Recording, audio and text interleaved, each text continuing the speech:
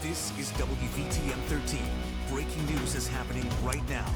It's just past 11 o'clock. Welcome into WVTM 13 Midday. I'm Rick Karle in for Sarah. She'll return next Tuesday. We are turning your attention to this breaking news. If you had plans to travel on Messer Airport Highway and 33rd Street North, we want to warn you about a water main break that is happening there as we speak. We got word that happened about 9 o'clock this morning. This is a look at white Dodge Challenger just stuck in the water. We are told the driver has already been rescued by crews, but again, the car is still there. Hopefully it will soon be moved, but we'll continue to update you on this story. We'll give you new information as it comes in. Again, Messer Airport Highway. We'll keep you posted as we move along. It's 11:01, and again, we welcome you in. I am Rick. We're here with Stephanie Walker this morning, who is keeping some track on the weather. And you know, it's not all that bad out there, I don't think. No, it's starting to warm up, though, and we've got plenty of sunshine. You can see over downtown Birmingham, a few clouds around, but it's getting hot pretty quickly, at least in the metro area anyway. We're at 88, the wind out of the southwest at 7 miles an hour, and it's pretty muggy, too. You can see we've got widespread 80s on the map across central Alabama. 86 in Anniston, mid-80s Gadsden, Coleman, Haleyville in the low 80s, and 86 in Tuscaloosa. Not a lot of rain showing up on WVTM 13 live Doppler, at least at this hour, but there is a slow-moving boundary to our north and west. You can see some showers lined up along the boundary. We've got another boundary to our south, giving South Alabama some scattered showers and likely a few thunderstorms too. Through the day today, as that front continues to push in from the north and west, we'll see a few showers and storms developing, about a 40% chance. Otherwise, I think we'll top out at least near 90, probably even some low 90s this afternoon. Rick? Thanks, Steph. See you in a bit. 11:02, a busy half hour, starting with a woman charged in last year's deadly robbery near Chehaw State Park, pleading guilty to federal charges. We're also learning new information about that killing. Now, it was August of 2022. Central Florida students Adam Simji and his girlfriend Michaela Paulus were hiking in the Talladega National Forest. They were flagged down by Yasmin Hyder, who said she was having car trouble. Now, according to the plea agreement that we've looked over, moments later, Hyder pulled a gun on the couple, ordered them into the woods. Simji also had a gun. The two got into a shootout. Hyder was hit several times. Simji, there on the left, died in his girlfriend's arms. Court records now show that Hyder told investigators that she didn't want to hurt anybody and that she, quote, took his whole life away. Another woman, Crystal Pinkins, was also at the scene. She is facing murder charges. Investigators now say the two were living off the grid deep into the woods, into the forest. As part of Hyder's plea, she will be sentenced to 35 years in federal prison. She'll have to pay restitutions to the victim's family as well. Both Hyder and Pinkins are still facing state murder charges. We will continue to follow.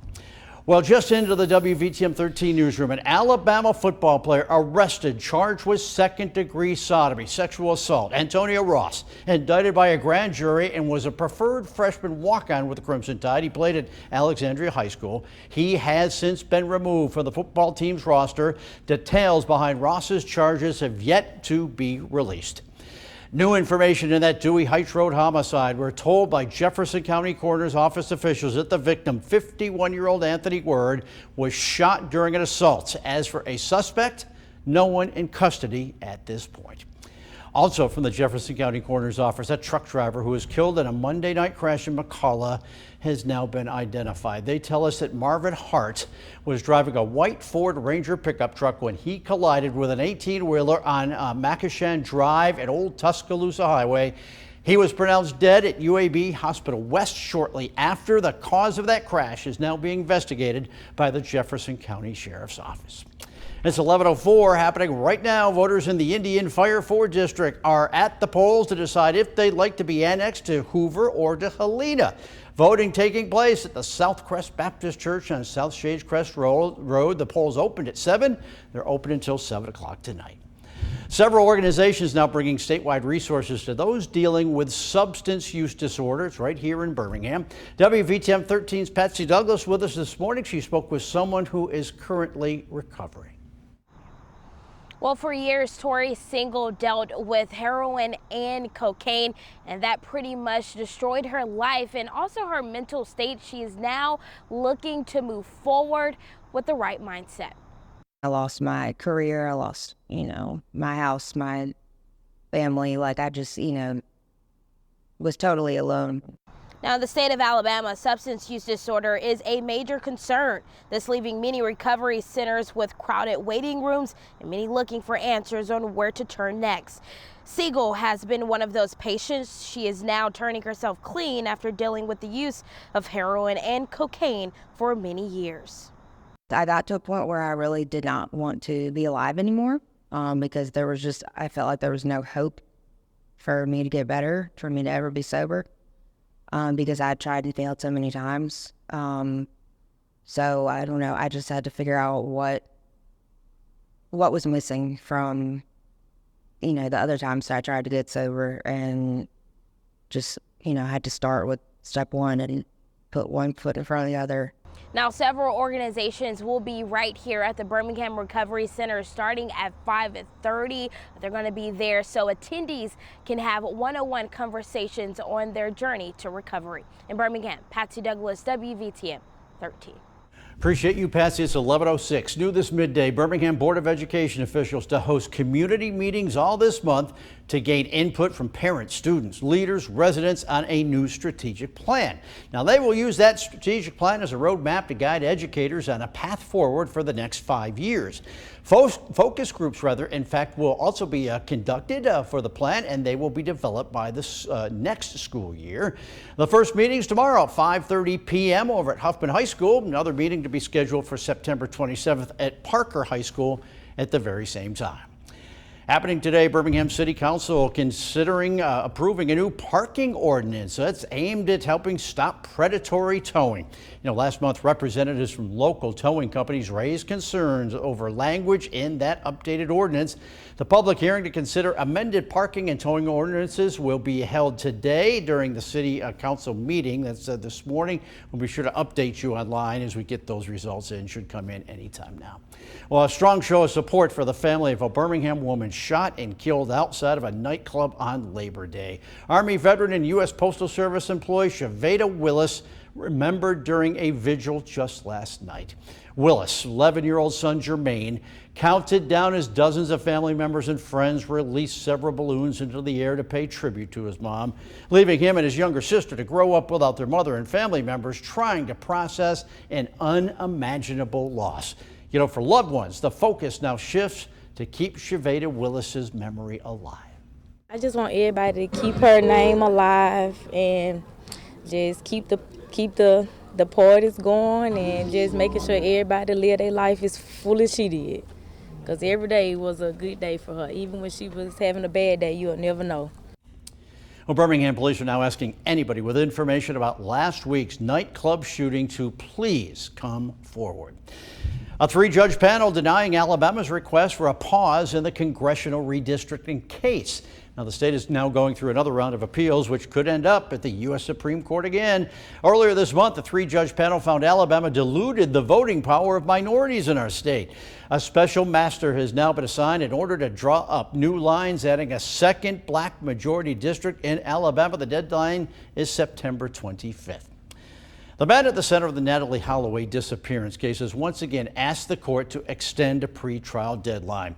Joran Vandersloot is charged with extorting Natalie's mother, Beth, for allegedly offering Beth information to where her daughter was located if she sent him $250,000. Vandersloot extradited back to Birmingham in June.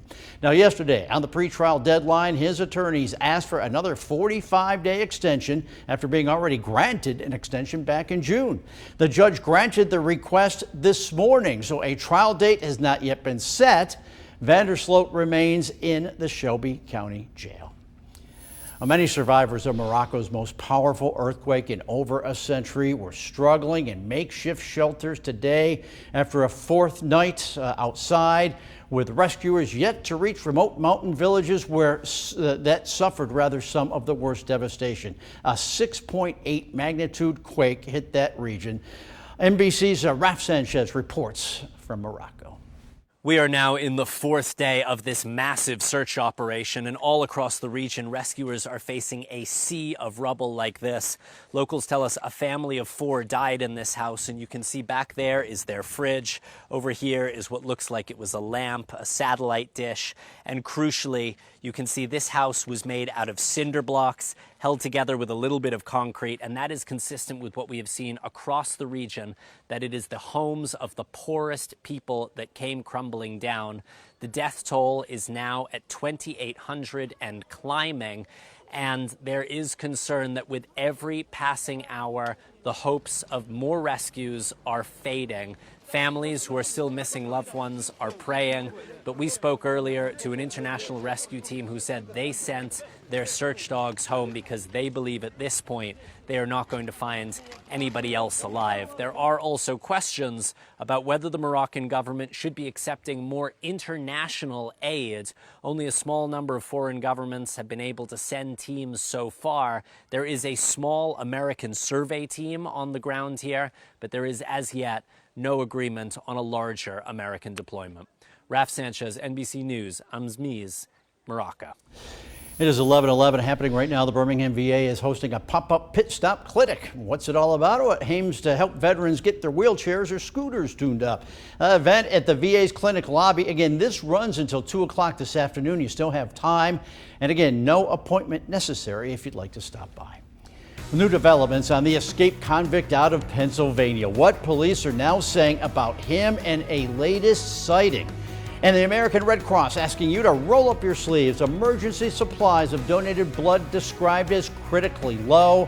What they say is causing the shortage. Lots to get to yet on this Tuesday morning. Thanks for being with us. We will be right back.